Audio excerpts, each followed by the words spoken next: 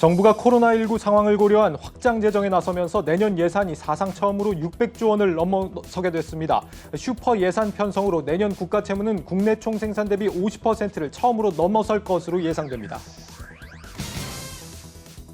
HMM 해상노조에 이어 사무직 중심의 육상노조도 파업 찬반 투표를 가결하면서 초유의 물류 대란이 현실화될 위기에 놓였습니다.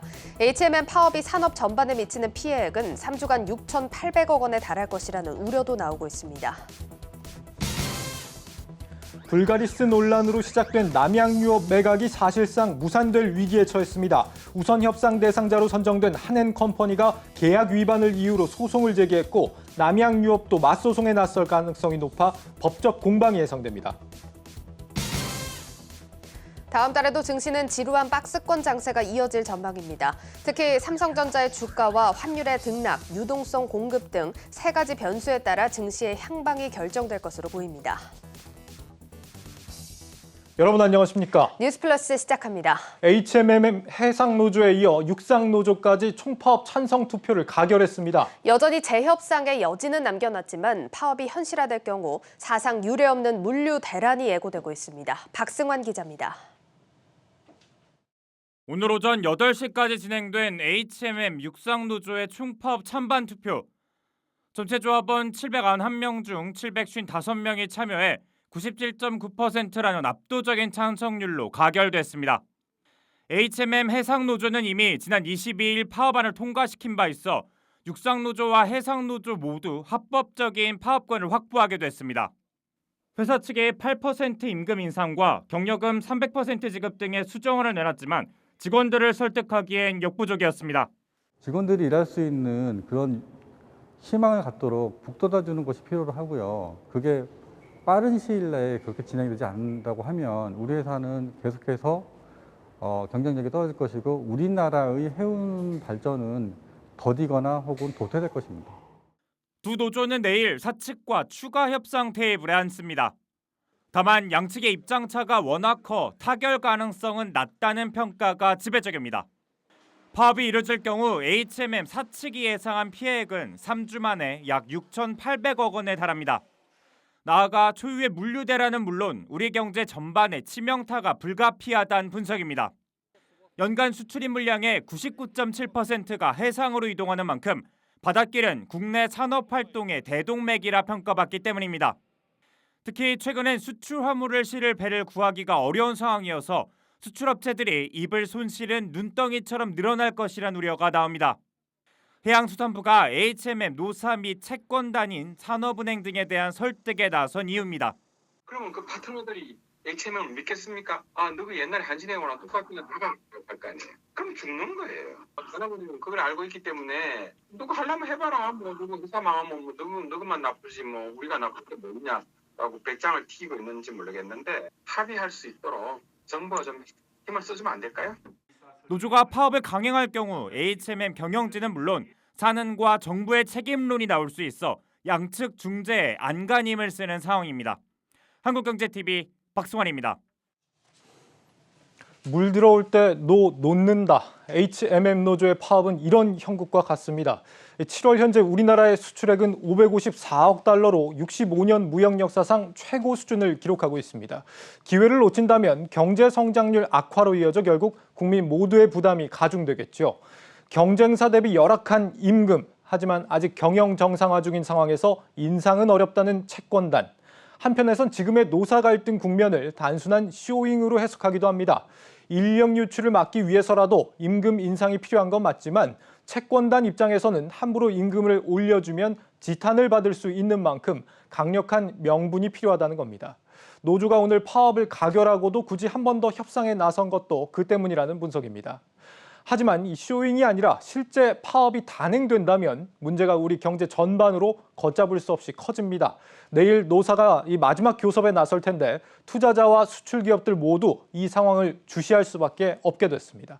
아무리 국가별 단일 선사 체제가 요즘 일반적이라고 하지만 이번 사태처럼 기업 한 곳의 문제로 우리 경제 전체가 볼모로 잡히는 일이 앞으로 반복된다면 곤란해 보입니다.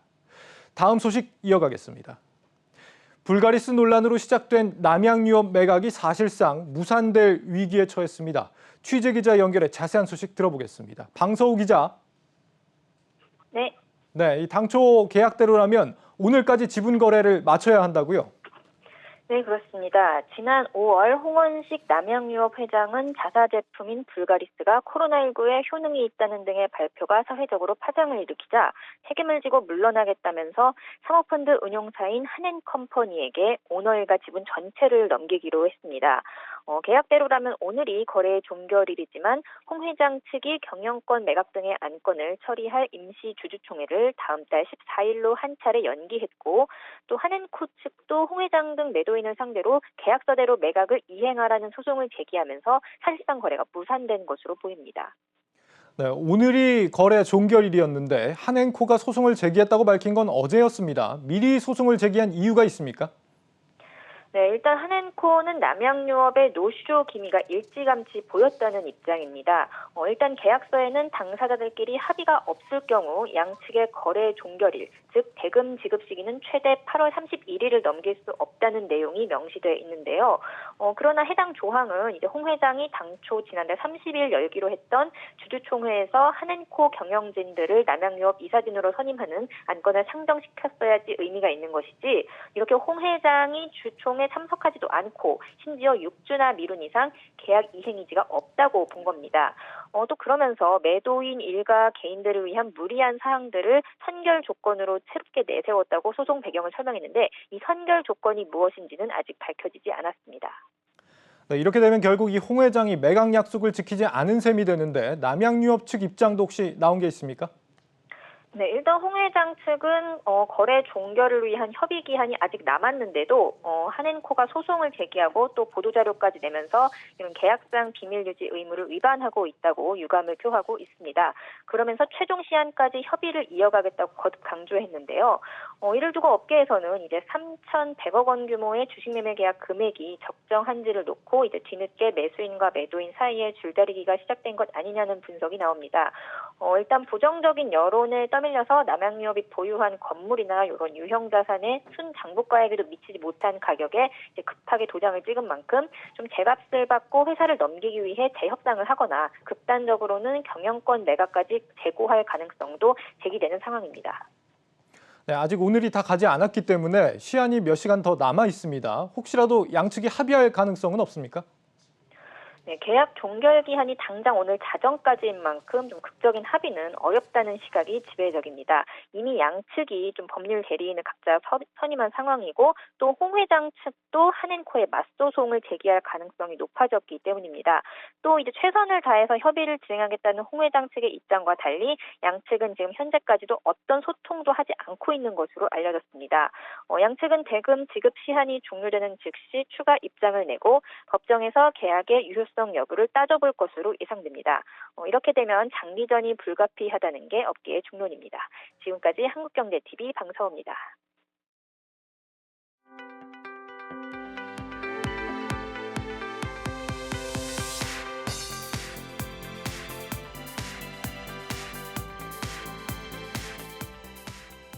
폐플라스틱을 재활용해서 석유를 뽑아내는 도시 유전 사업. SK이노베이션의 100% 자회사 SK종합화학이 이 사업에 앞으로 4년간 5조 원을 투자한다고 밝혔습니다. 친환경 행보에 걸맞게 사명도 지구 중심적이라는 의미를 담은 SK 지오센트릭으로 바꿨습니다. 신재근 기자입니다. 세계 최대 도시 유전 기업으로 성장해 나가겠다. SK 지오센트릭이 앞으로 추진할 사업은 석유로부터 만들어진 폐플라스틱을 재활용해 다시 석유를 뽑아내는 것이 핵심입니다. 단순히 ESG 경영을 위해 친환경 사업을 하는 게 아니라 핵심 사업으로 키워나가겠다는 겁니다.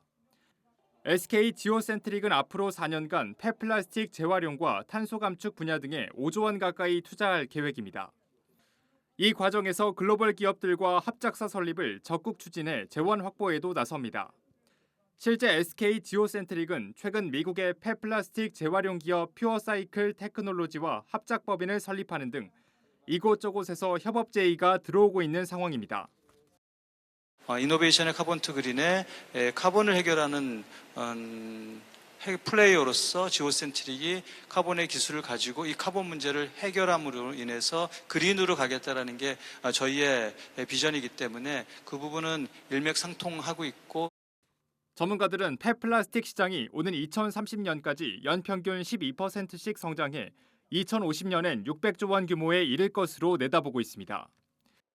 기업 입장에서 봤을 때는 지금 친환경 원료를 사용해서 만든 플라스틱이라든가 바이오 플라스틱 이런 것들이 고부가 가치 제품이 되는 거거든요. 그 말은 기존에 있는 범용 제품보다 수익성이 좀 더 높다는 거죠. 그래서 아마 그렇게 되면 기업의 어떤 수익성 측면에서는 그 부분이 조금 더 긍정적이지 않을까. 물적 분할로 기업 가치가 저평가된 상황에 사명까지 바꾸면서 그룹의 친환경 생태계를 만들고 있는 SK이노베이션의 노력이 어떤 결실을 맺게 될지 관심을 모으고 있습니다. 한국경제TV 신재근입니다. 9월 우리 증시가 다시 박스권 장세를 이어갈 것이라는 예상이 나왔습니다. 증시 전문가들은 앞으로 주목할 변수로 삼성전자의 주가 그리고 환율의 등락, 유동성을 꼽았습니다. 문형민 기자입니다. 지난 27일 열린 미국 잭슨홀 미팅에서 당장의 테이퍼링과 조기 금리 인상 우려는 덜었습니다. 하지만 대부분의 증권사들은 다음 달 코스피 예상 밴드로 3,000에서 3,300을 제시하며 당분간 강력한 모멘텀 등이 없는 박스권 장세를 보일 것으로 전망했습니다. 전문가들은 삼성전자 주가와 환율 추이 그리고 유동성 공급 이슈가 코스피의 향방을 결정지을 세 가지 변수라고 평가했습니다. 삼성전자는 이재용 부회장 가석방 기대감에 이달 초 82,900원까지 올랐지만 반도체 업황에 대한 부정적 시각의 분석 리포트 이후 현재 7만 원 중반대를 횡보하고 있습니다. 현물 가격이 빠지는 것이 사실은 큰 이슈는 아닌데 현물 가격이 빠지고 나면 고정가가 따라가는 움직임을 보이거든요. 반도체 쪽에서도 약간은 부진해지는 그림이 좀 예상되는 게 아니냐라는 우려 때문에 좀. 증권업계는 우리 증시 전체 시총의 20%를 차지하고 있는 삼성전자가 7만 원 중후반대의 두터운 매물벽을 뚫고 8만 전자를 회복해야만 코스피 또한 상승 추세를 이어갈 것으로 예상했습니다. 삼성전자 주가는 이달에만 6조 원 이상 순매도에 나서고 있는 외국인의 투자 귀환과 급등하는 원달러 환율 안정 여부가 중요 변수로 작용할 전망입니다. 원달러 환율은 지난 20일 11개월 만에 처음으로 1,180원까지 올라 1,200원 선을 바라보기도 했는데 이런 원화 약세가 삼성전자는 물론 국내 증시에 악재로 작용했고 외국인들의 셀코리아라는 악순환으로 이어졌습니다. 결국 원달러 환율이 안정돼야 외국인의 매도세가 멈추고 국내 증시의 모멘텀이 될 수 있지만 단기적으로는 이런 전망이 밝지는 않습니다. 하반기에 갈수록 환율은 더 오를 가능성이 높다. 이렇게 얘기할 수 있죠. 달러가 전부 다 미국으로 활수하기 시작하니까 당연히 한국이나 신흥국에 투자된 주식 자금이 신흥국에서 벗어나서 미국으로 회귀하게 되어 있다. 증권가에서는 다음 달 3일 발표될 미국의 8월 고용지표가 전망치보다 높게 나온다면 테이퍼링이 11월에 시행될 가능성이 높다고 전망했습니다. 테이퍼링이 예상보다 빠른 속도와 높은 강도로 실행된다면 유동성 공급이 급격하게 줄어 시장에 충격을 줄 수 있다고 분석했습니다. 증권업계는 현재 국내 증시에 여러 변수가 혼재하고 있어 최대한 외부 요인 영향을 덜 받고 개별 모멘텀이 있는 친환경 업종과 컨택트 관련 업종을 주목할 필요가 있다고 조언합니다. 한국경제TV 문형민입니다.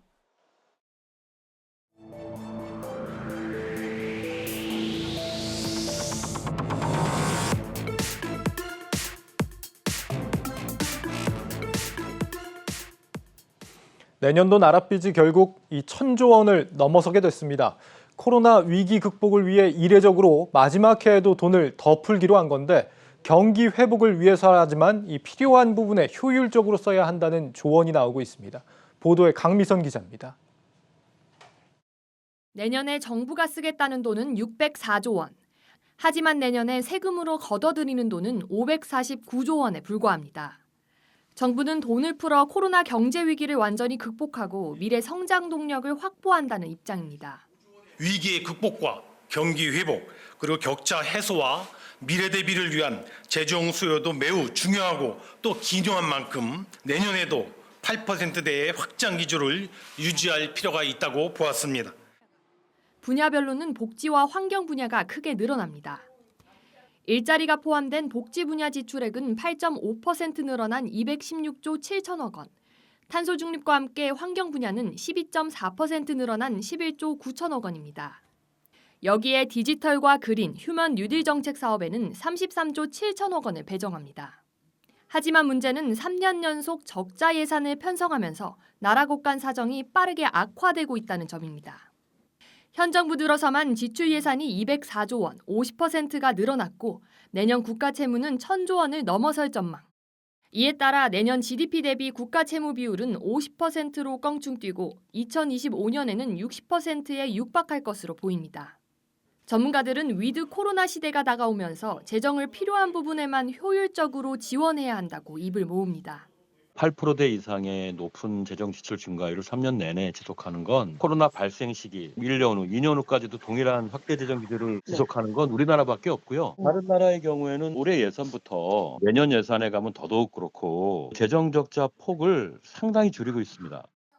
긴축 재정이 관행인 정권 마지막 해의 법칙을 깬 정부. 늘어난 세수들이 경기 회복세의 마중물 역할을 할 수 있을지 관심이 모아지고 있습니다. 한국경제TV 강미선입니다.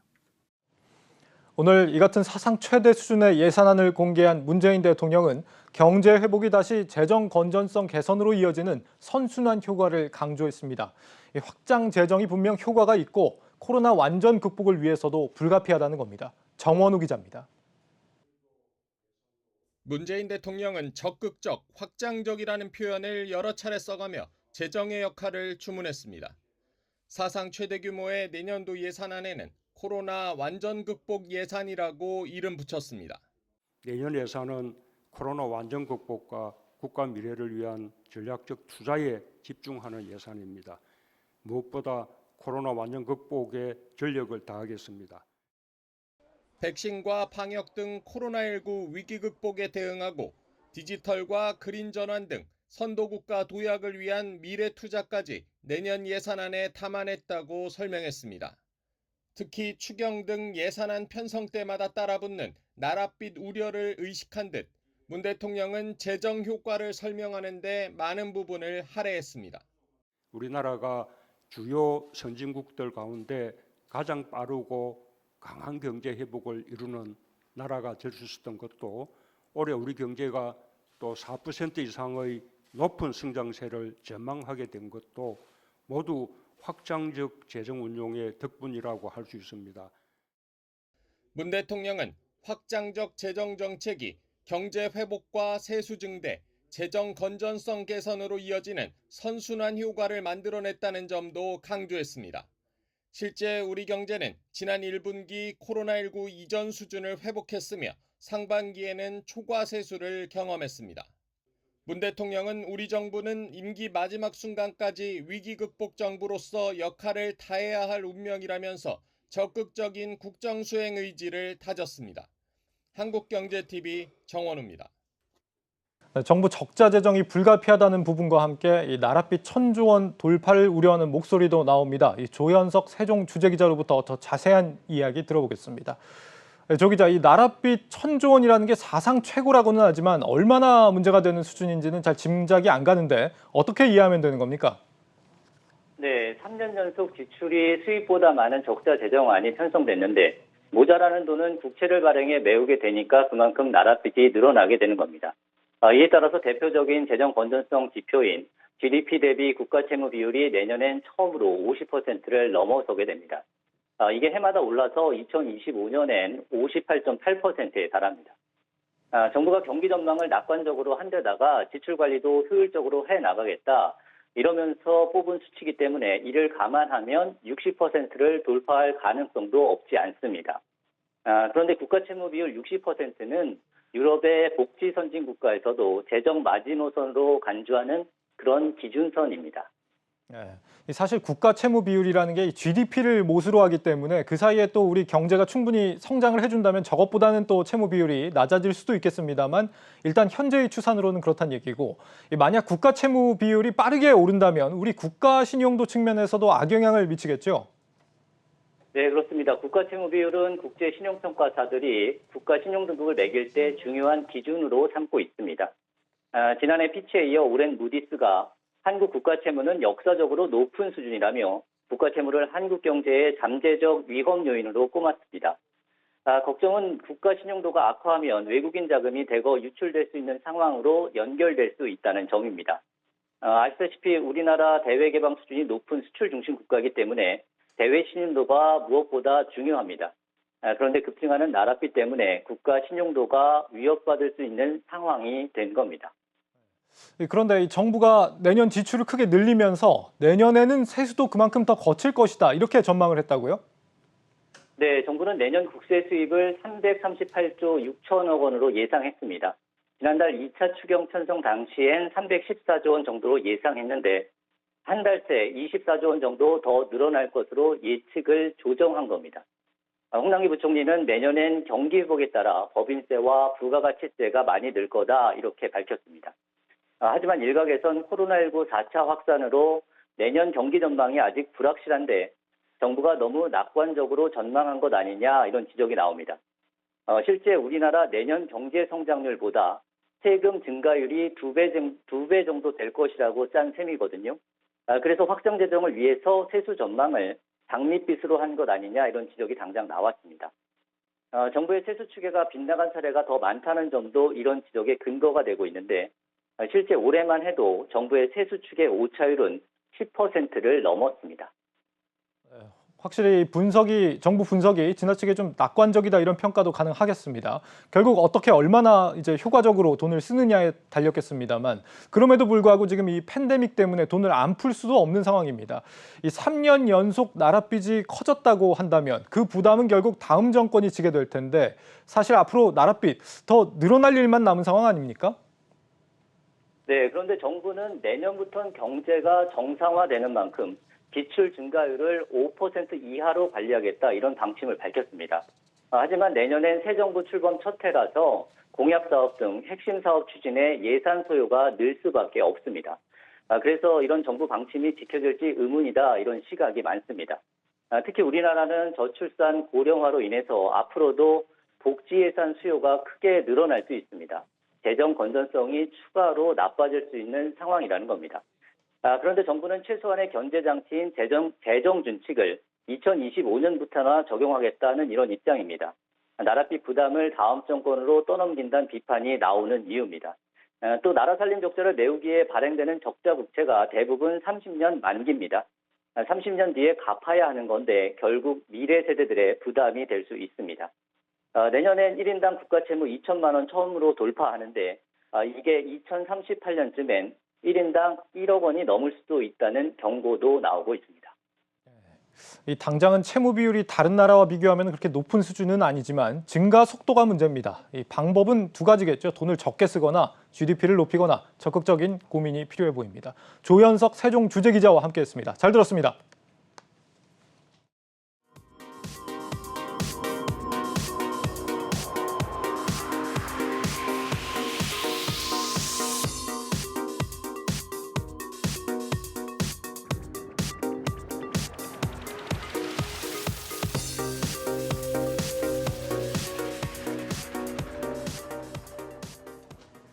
코로나19 장기화로 전방 산업에만 의존하기 어려워진 소재 기업들이 이제는 직접 소비재 생산에 나섰습니다. 이 소재에 대한 높은 이해도를 바탕으로 세상에 없던 제품을 내놓겠다는 포부입니다. IT인사이드 유호성 기자입니다.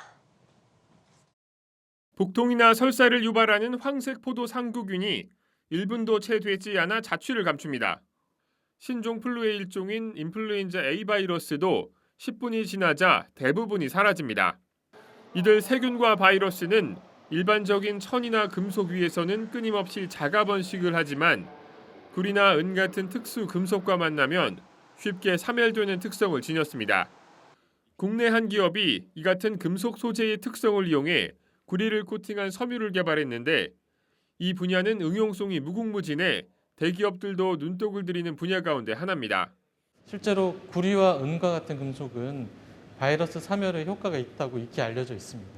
그런데 그 사멸의 효과를 극대화하기 위해서는 금속을 섬유에 어떻게 균일하게 코팅하는가가 되게 중요한데 저희의 강점인 금속 코팅 기술을 활용하여 이번과 같은 구리 원단을 개발하게 되었습니다. 코로나19 장기화로 마냥 전방 산업에 의존하기 어려워진 소재 기업들은 원재료에 대한 높은 이해도를 앞세워 새로운 시장 공략에 나섰습니다.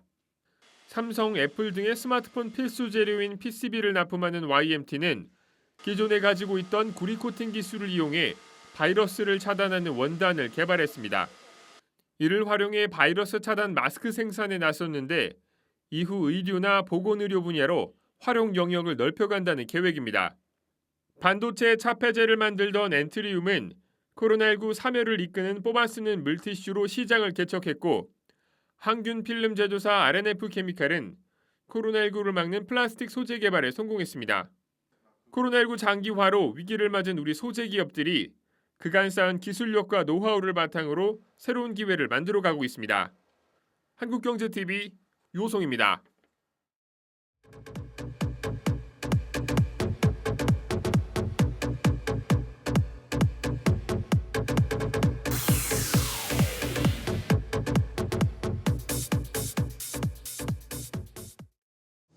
최근 수년간 중국인들은 국내 부동산 시장에 큰 손으로 자리매김했습니다. 과연 이들의 국내 부동산 쇼핑은 어느 정도 수준인지, 그리고 법적, 절차적 문제점은 없는지 오늘 저와 함께 살펴보겠습니다. 함께 가시죠.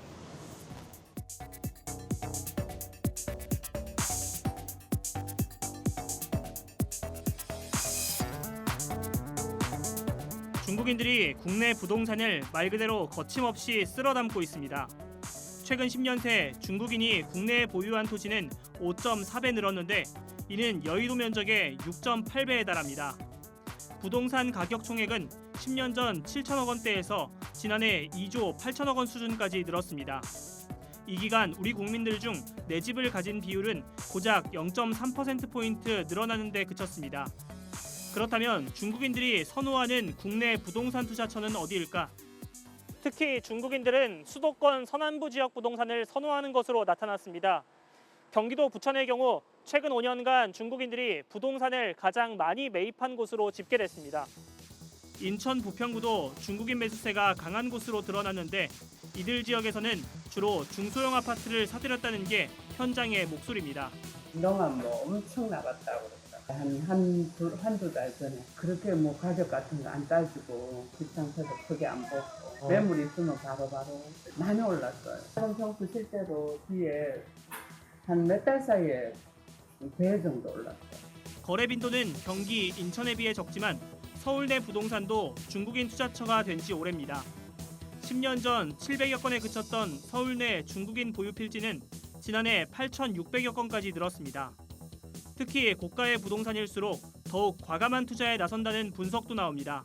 이 정도 여기 이 정도 산다면은 우리나라 사람보다 더해요. 우리나라 사람보다 더 한다니까. 은어로 말씀드릴게요. 더 빠꿈이에요. 아닌 것 같은데 사면은 돈을 더 버니까. 서울 집값이 선전, 상하이, 베이징 같은 중국 대도시보다 저렴한 데다 추가적인 가격 상승 기대감까지 있다 보니 붉은 자본의 매수 행렬은 끊이지 않습니다. 또 중국은 부동산을 구입하려는 사람의 호적자, 혼인 여부, 부모의 주택 수까지 따지는데 이와 비교하면 해외인 한국 부동산을 구입하는 절차가 오히려 더 간단합니다. 업계에서는 중국인들의 국내 부동산 매수 행렬이 불안한 부동산 시장을 더욱 자극한다는 주장을 내놓습니다. 풍부한 자금력을 앞세워 시세를 훌쩍 뛰어넘는 거래를 맺기도 하는데 요즘처럼 거래가 뜸한 상황에선 소수 거래가 기준 시세로 굳어버린다는 겁니다. 중국인 투자자들이 우리나라보다 먼저 다녀간 것으로 알려진 호주는 지난 2016년과 2017년 연 10% 이상의 부동산 가격 상승을 겪어야만 했습니다. 거래가 크게 줄어든 가운데 부동산 규제에서 비교적 자유로운 외국인들이 무분별하게 아파트를 쇼핑하듯이 거래할 경우 외국인 수요에 의한 친곡과 경신 등이 집값을 자극하는 또 다른 요인으로 작용할 수 있습니다. 중국인들이 이처럼 국내 부동산 시장을 장악할 수 있는 건 상대적으로 자금 조달이 수월하기 때문입니다. 국내 시중은행을 이용하면 내국인과 같은 LTV를 적용받지만 자국은행의 자금을 이용한다면 사실상 제한 없이 자금을 조달받을 수 있습니다. 우리 국민은 강한 LTV 규제에 최근에는 일부 은행의 전세 대출까지 중단된 상황에서 외국인과의 역차별 논란이 나올 수밖에 없습니다. 실제 중국인 투자 수요가 몰렸던 일부 국가들은 외국인의 부동산 매입에 강한 규제를 걸고 있습니다. 홍콩은 외국인이 부동산을 취득할 때 30%의 취등록세를 매기고 호주는 외국인이 부동산을 구매하려면 반드시 정부의 허가를 받아야 합니다. 반면 우리나라는 부동산 취득에서 자국민과 외국인 차이가 사실상 없다 보니 중국을 비롯한 외국 자금이 넘어오기 수월한 상황입니다. 공산당에서 절대 그 토지, 건물 등에 대한 소유권을 허용하지 않습니다. 단지 사용권을 허용할 뿐이죠. 거기에 비해서 우리는 그냥 자유스럽게 소유권을 지금 허용하고 있는 그런 상황이죠. 이런 측면에서 봤을 때는 명백히 상호주의에 지금 어긋난다고 볼 수가 있습니다. 막대한 자금력을 앞세운 중국인들이 국내 부동산 시장을 장악하기 시작한 가운데 내 집 마련 부담에 허덕이는 우리 국민의 박탈감은 한층 커지고 있습니다. 지금까지 전효성의 시크릿 부동산입니다.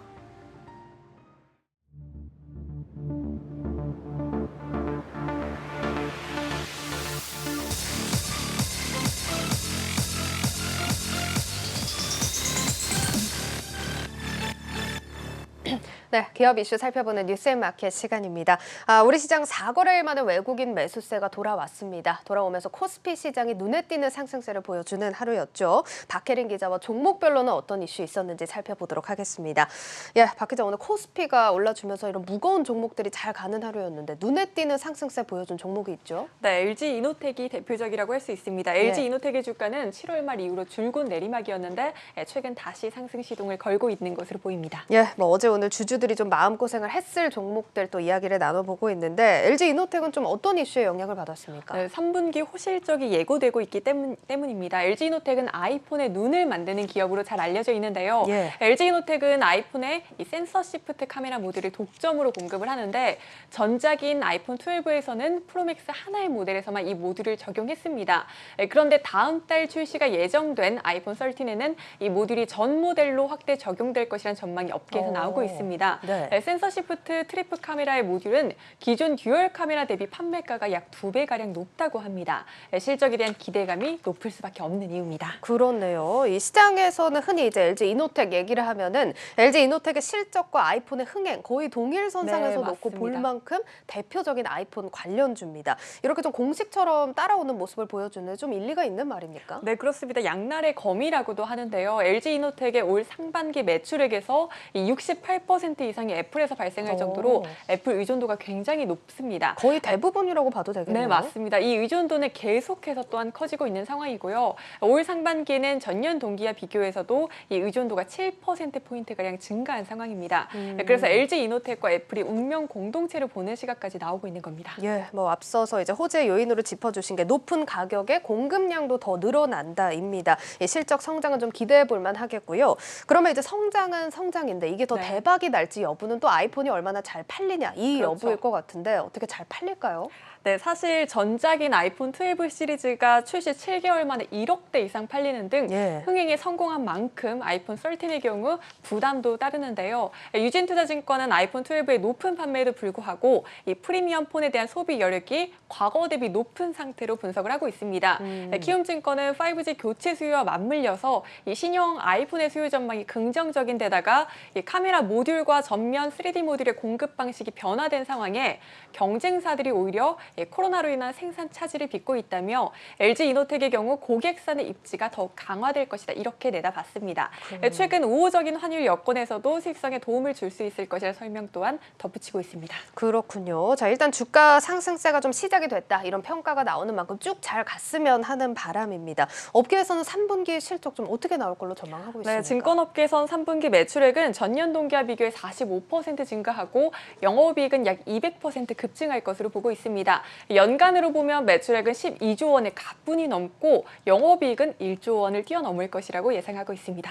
이제 실적 얘기가 나오면서 이제 LG 이노텍에 대한 기대감이 커졌는데 간밤에 애플 주가도 좀 크게 올라가지 않았습니까? 네, 맞습니다. 뉴욕 증시의 대장주 애플이 현지 시간 30일 세계 상장 기업 최초로 시총 2조 5천억 달러 우리 돈으로 약 2,912조 원을 돌파했습니다. 아이폰 13에 위성통신 기능이 탑재될 것이라는 보도가 나오면서 주가가 힘을 받았습니다. 애플과 협력할 것으로 전망된 미국의 저궤도 인공위성 회사 글로벌 스타도 주가가 급등했습니다. 그렇습니다. 이제 우리 시장 관련주들도 좀 이 소식이 나오면서 좀 영향을 받는 하루였는데 이게 위성통신이 뭐 업계 생태계를 바꿀 수 있다 이런 얘기도 나오고 네, 있습니다. 맞습니다. 이게 탑재가 된다면 어떻게 적용이 되는 겁니까? 네, 위성통신을 사용하며 5G나 4G 기지국이 없이 통신이 안 잡히는 곳에서도 긴급 문자나 전화 통화를 할 수 있습니다. 따라서 기지국이 없는 정글이나 밀림에서도 가능한 것 아니냐, 기존의 통신망을 대체하는 것 아니냐는 기대감까지 나오고 있는 상황입니다. 예. 다만 전문가들은 아마 비상시에만 사용하는 용도로 제한될 것이라고 전망을 하고 있고요.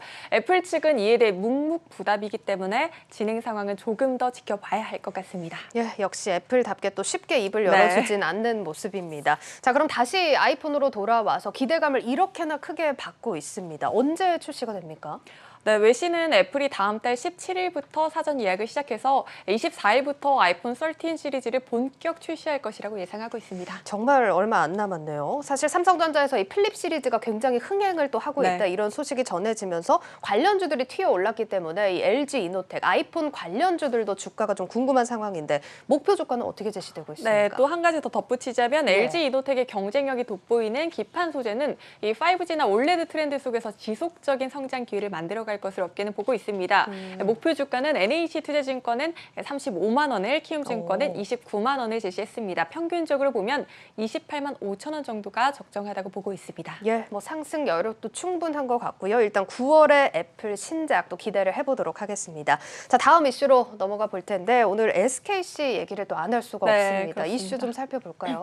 네, 최근 SKC의 주가는 SK와의 합병설에 큰 폭으로 하락을 했었습니다. 네, 오늘 SKC 측에서 합병설은 사실 무근이다 이렇게 공식적으로 발표하면서 그동안 하락분을 만회하는 모습이었습니다. 일단 공식적으로 합병이 사실 무근이다 이렇게 발표가 나온 거죠? 네, 그렇습니다. 최근 SK와 SK 머티리얼즈의 합병 소식이 전해진 이후로 SK가 SKC와 실트론 등과도 합병할 수 있다는 얘기들이 시장에 계속해서 나오고 있던 상황이었습니다. 실제로 양사의 합병 소식이 이후 이 SKC의 주가가 오히려 14%가량 빠졌었거든요. 한 매체에서는 이 가능성이 부각되고 있다고 보도까지 했었습니다. 합병설이 사실 무근이란 소식에 메리츠증권은 SKC가 시장 루머에 강경 대응하고 주가 부양을 위해 노력 중인 점이 긍정적이라면서 합병설로 주가가 많이 떨어진 현 시점을 매수 기회로 삼아야 한다 이렇게 조언했습니다. 네, 일단 가능성이 있다 이런 보도에 좀 주가가 출렁였는데 시장 예측이 힘든 이유가 또 이런 변수들 때문인 것 같습니다. 자, 어쨌든 다시 시장의 눈이 이제 합병설 이전으로 돌아간 상황입니다. 자, 주가가 빠진 만큼 또 매력도가 있다 이렇게 좀 봐도 되겠네요. 네, 그렇습니다. SKC는 동박 업체 중 글로벌 1위의 경쟁력을 보유하는 회사입니다. 동박이라는 건 얇은 구리막을 의미를 하는데 전기차 배터리 생산에 필요한 핵심 소재입니다. SKC는 지난해 초 지금의 SK 넥실리스로 불리는 회사를 인수해서 지난해 기준 연 3만 4천 톤의 동박 생산 능력을 갖췄는데요. 급증하는 동박 수요에 대응하기 위해 투자를 빠르게 확대하고 있는 상황입니다. 예, 저희가 이제 올해 초에 SKC를 한번 다룬 적이 있는데 그때 또 관련 소식 전해주셨던 기억이 납니다. 그때랑 상황이 좀 달라졌나요? 어떻습니까? 네, 투자 속도가 빨라졌다는 점, 또 양극재 사업 진출이 대표적이라고 할 수 있습니다. SKC는 동박 수요에 대응하기 위해서 이 정읍 5공장을 6월부터 조기 가동을 하고 있고요. 6공장 역시 기존 계획보다 빠르게 양산을 시작하려고 노력하고 있습니다. 지금 그래프로 보여드릴 텐데요. 이게 지금 동박 생산 능력이라고 보시면 됩니다. 그리고 지난번에 다룰 때 제가 말레이시아에 4.4만 톤 증설 계획을 갖고 있다 이렇게 말씀을 드렸는데 5만 톤까지 상향 조정됐습니다. 또 미국 1위 전기차 기업으로의 공급 계획 등 향후 성장 기대감이 더욱더 높아진 상황입니다. 예, 오히려 상황은 훨씬 더 좋아진 것 같고요. 중요한 게 이제 속도가 빨라지면서 이제 동박 생산 능력을 더 확대해 나가고 있다. 여기에 좀 포인트가 있는 것 같네요. 네, 그렇습니다. 이런 이유들로 이달 초까지만 해도 SKC에 대한 증권가의 평가가 굉장히 좋았었습니다. 실제로 2분기 실적도 분기 최대 영업이익을 기록할 정도로 잘 나왔었고요. 하반기에도 실적 호조세가 이어질 것으로 전망하며 보시다시피 거의 대부분의 증권사가 목표 주가를 상향 조정했었습니다. 또 업계에선 동박뿐 아니라 반도체 소재와 친환경 소재 등 다양한 성장 포트폴리오를 통해 투자 확대 및 또 고부가 가치 제품 비중 확대를 통해 외형과 이익 성장이 지속될 것이라고 보고 있습니다. 그렇습니다. 자, 일단 9월 둘째 주에 있을 스토리데이 또 챙겨보셔야 할 것 같고요. 목표 주가도 20만 원 선에서 제시가 된 만큼 위기를 또 기회로 바꾸는 또 찬스로 삼아보시면 좋을 것 같습니다. 여기까지 듣도록 하겠습니다. 증권부 박혜린 기자였습니다. 잘 들었습니다. 고맙습니다.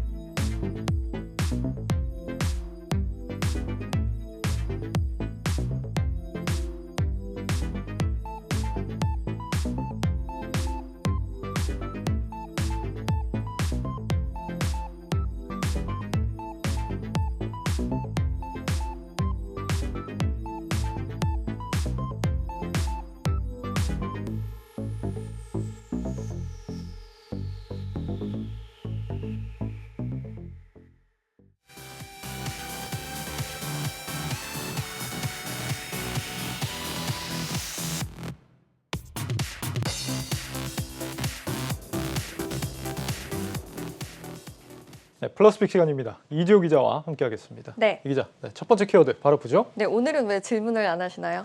뭐 이런 날도 있어야죠, 한 번씩. 알겠습니다. 네, 리니지의 저주네요. 가만 보면 이 기자 이렇게 저주 이런 좀 심각한 키워드 굉장히 좋아하는 것 같습니다. 제가 최근에 우울해서 그런 키워드를 더 많이 쓰는 것 우울해요? 같습니다. 네. 굉장히 의상은 오늘 화려한 것 같은데 네. 기분도 좋아 보이는데 우울하군요.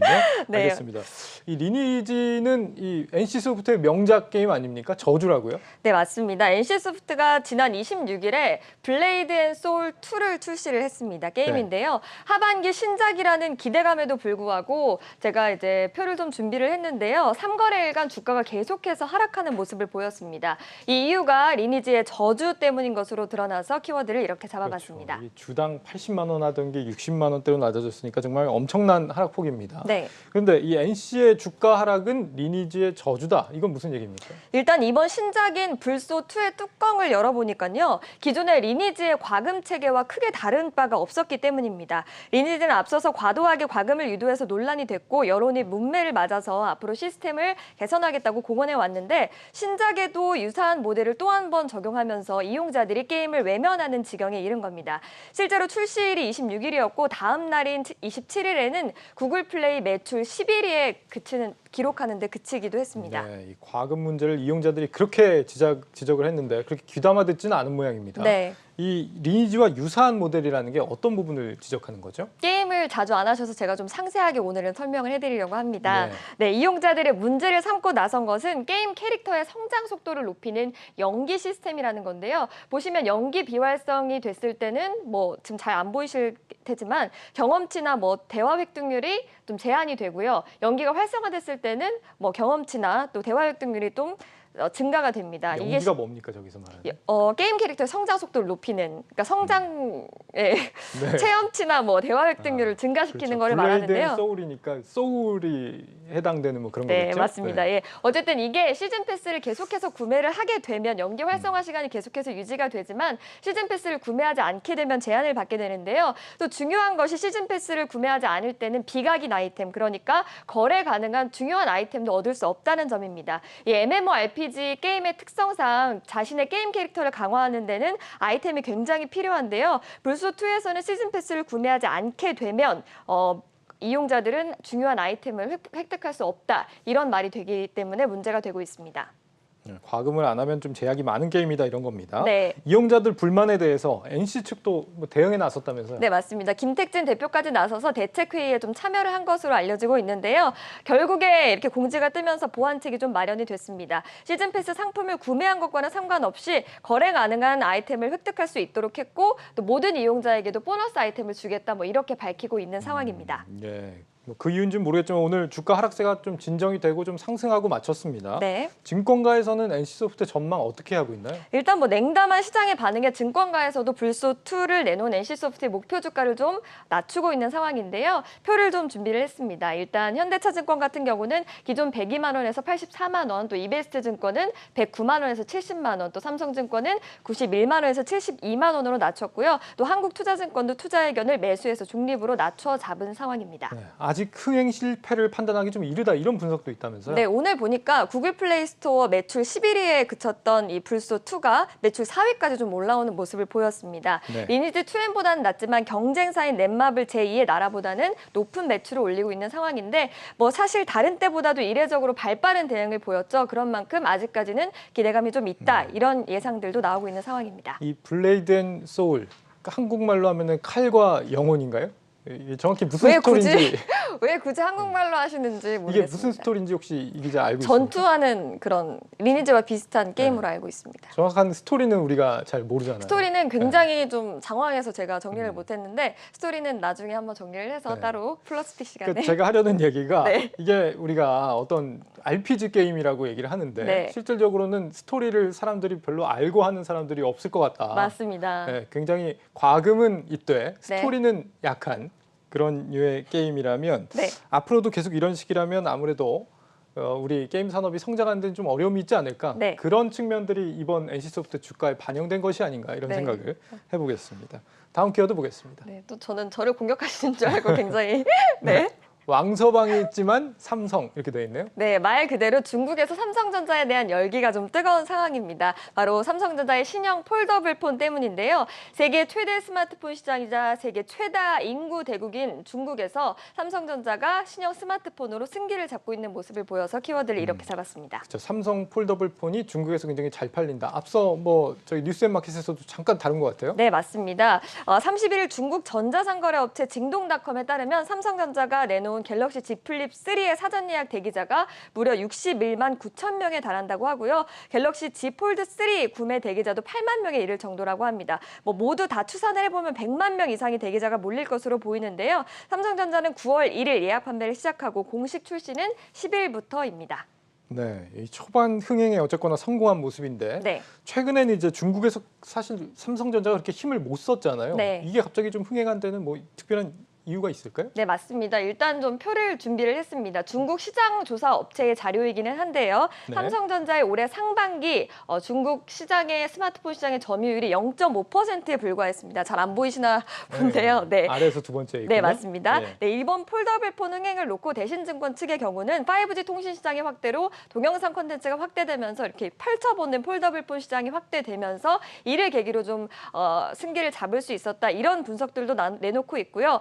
거기에 삼성전자의 신형 폴더블폰은 출고가가 40만 원가량 인하가 됐습니다. 전작 대비해서. 그렇기 때문에 폴더블폰 시장을 주도하게 되면서 또 삼성전자로 흘러들어가게 됐다. 이런 분석들이 나오고 있습니다. 뭐 중국뿐 아니라 미국이나 또 인도, 우리나라에서도 좀 흥행을 인기를 끌고 있고요. 삼성전자는 물량 확보를 위해서 생산라인 증설까지도 좀 검토하고 있는 중이라고 합니다. 네, 이 폴더블 폰을 대세로 만들겠다. 삼성전자가 이렇게 얘기를 했는데 네. 빈말은 아니었나 봅니다.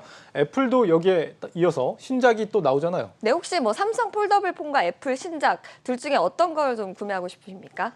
당연히 저는 이 국산 이 삼성전자의 폰을 그럼 선호합니다. 저희가 중국 시장에서 또 중국 국민들이 또 자기 것들을 이용하기 때문에 그런 면이 좀 있는데. 그거야 뭐 개인들의 판단이니까 저의 개인의 판단은 그렇다 이렇게 네, 정리하겠습니다. 좀 취향을 알아보고 싶어서 여쭤봤는데요. 네, 200만 원대의 고가의 최고가, 역대 최고가로 출시가 되는 아이폰 13은 위성통신 기능이 적용될 것으로 보입니다. 앞서 뉴스앤마켓에서 잠깐 다뤘지만 LTE나 5G 전파가 도달하지 않는 곳에서도 적게도 인공위성을 이용해서 통화나 메시지 전송이 가능한 건데요. 이 때문에 이제 이와 협력할 것으로 알려지는 글로벌스타의 주가도 60% 넘게 뛰었는데요. 가격을 낮춘 삼성전자와 또 오히려 가격을 높인 아이폰, 누가 하반기에 승자가 될지도 관심을 모이고 있습니다. 삼성이냐 애플이냐 방금 전에 이지우 기자의 질문은 어느 쪽을 택해도 굉장히 위험한 질문이었네요. 네. 알겠습니다.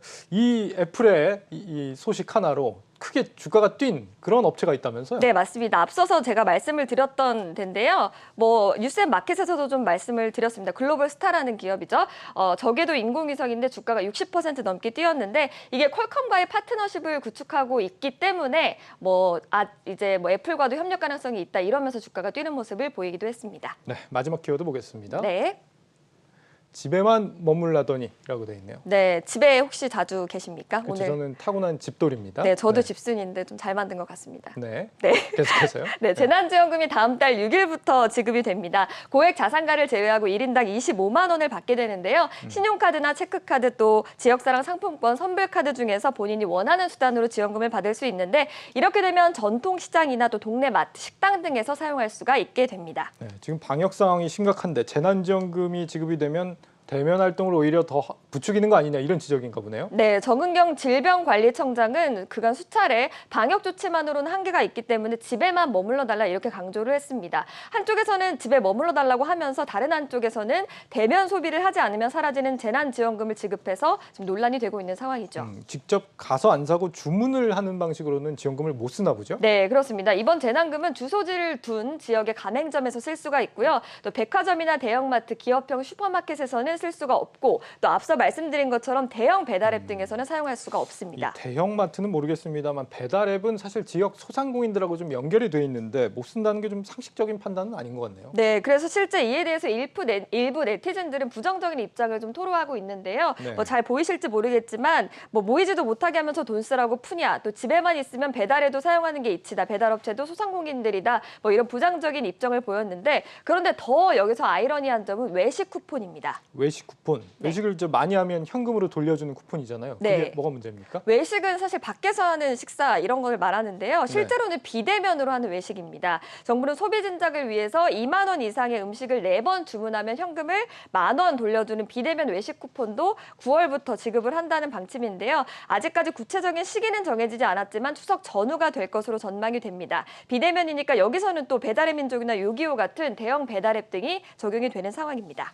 그러니까 이 재난지원금은 배달앱에서는 쓰지 못하게 했는데 외식 쿠폰은 또 배달앱에서만 쓰라고 하고 좀 뒤죽박죽이네요. 네, 그렇습니다. 정부가 애초에 뭐 외식 쿠폰 외에도 체육이나 숙박, 관광, 영화 등에서도 쿠폰을 발행할 예정이었는데 아직 시기가 결정되지 않았습니다. 그 이유가 코로나19 확산세가 심상치 않은 만큼 좀 추이를 보고 결정하겠다 이런 거였거든요. 네. 그런데 당장 대면으로 써야 하는 재난지원금을 지급하는 것과 뭔가 앞뒤가 맞지 않다 이런 지적들이 계속해서 나오는 상황입니다. 외식 쿠폰도 원래는 이제 소비 진작 차원에서 대면이었다가 방역 상황 때문에 좀 비대면으로 바뀌었습니다. 네. 아직 뭐 4차 대유행이 여전히 진행 중이기 때문에 재난지원금 기준도 좀 융통성이 필요하지 않을까 싶습니다.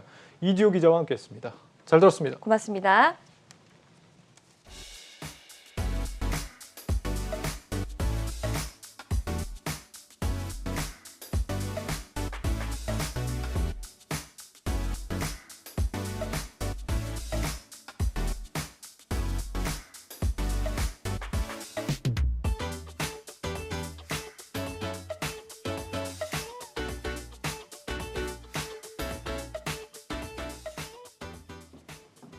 정몽구 현대차그룹 명예회장이 오늘 국산 백신 개발을 돕기 위해서 사제 100억 원을 기부한다고 밝혔죠. 그렇습니다. 앞으로 고려대 의료원이 이 기금으로 백신 혁신센터를 설립하고 국산 백신 개발과 연구 인프라 확충까지 나선다고 합니다.